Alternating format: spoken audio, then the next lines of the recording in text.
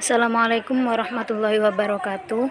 Kami dari kelompok akan menjelaskan tentang pemanfaatan mikroba yang berpotensi sebagai agen bioremediasi limbah pewarna tekstil. Ini adalah nama-nama kelompok kami. Yang pertama yaitu industri tekstil, yaitu industri yang mengolah serat menjadi benang, kemudian menjadi busana atau seperti yang lainnya. Seperti contoh dalam gambar tersebut adalah contoh dari industri tekstil. Yang kedua, limbah yang dihasilkan dari industri tekstil.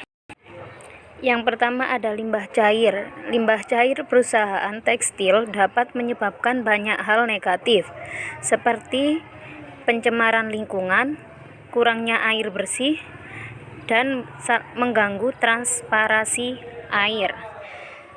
Yang seperti dalam gambar, salah satu contoh dari limbah cair. Next, ada bioremediasi. Bioremediasi adalah penggunaan sistem biologi untuk mengurangi polusi udara, air, atau sistem terestrial. Metode bioremediasi diterapkan untuk mendekolorisasi limbah pewarna tekstil dengan memanfaatkan mikroba endogenous. Mengapa menggunakan mikroorganisme sebagai agen bioremediasi? Yaitu karena sifatnya yang berkelanjutan, dua ramah lingkungan dan ekonomis, karena juga mikroorganisme dapat memecah molekul polutan melalui jalur metabolisme yang biasa. Pewarna dibagi menjadi dua, pewarna alami, yaitu dari tumbuhan dan hewan, contohnya itu siput laut menghasilkan warna ungu, atau pewarna sintetik, pewarna buatan. Limbah pewarna tekstil umumnya diolah secara fisik dan kimiawi. Metode dekolorasi secara fisik meliputi adsorpsi menggunakan karbon aktif, gambut, kayu, batu bara, atau silika. Proses filtrasi membran, kromatografi, penularan ion, dan reverse osmosis.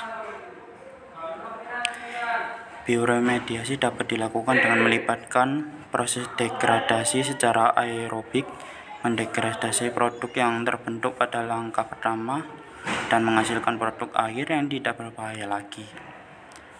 Anaerobik oleh mikroorganisme menghasilkan potongan reduktif ikatan senyawa pewarna.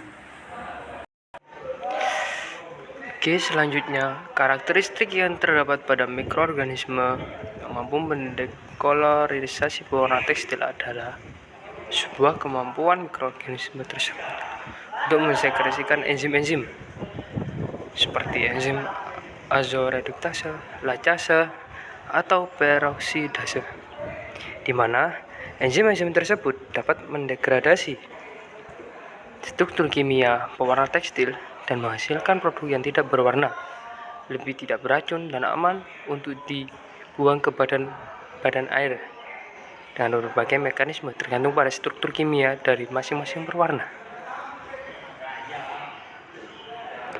Selanjutnya, seleksi mikroba potensial untuk tujuan bioremediasi terdiri dari dua metode pendekatan. Yang pertama ada pendekatan secara mikrobiologis, yakni dengan isolasi mikroba yang berpotensi mendekolorisasi pewarna tekstil.